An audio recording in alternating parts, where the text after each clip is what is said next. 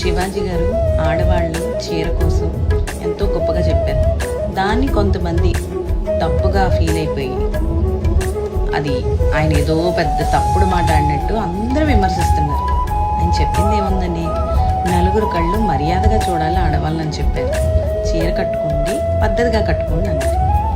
ఎవరైనా తప్పుగా చూస్తే మనకు కూడా లేకపోతే చిన్న టెన్షన్ వస్తుంది కదా.